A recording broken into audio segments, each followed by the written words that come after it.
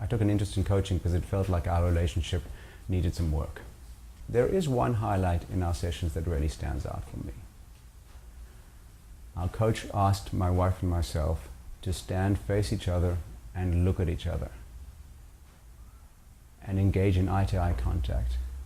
And it was at that point that I realized that for the last decade or so in our relationship, we hadn't really seen each other. We hadn't really looked at each other.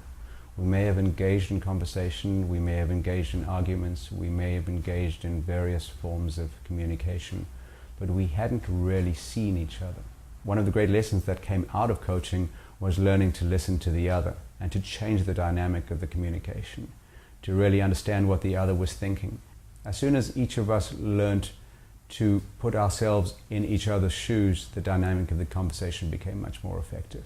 There's a phrase that we learned from our coaching sessions that seems to come up fairly regularly in our conversations nowadays, and that is, what liberates the most love.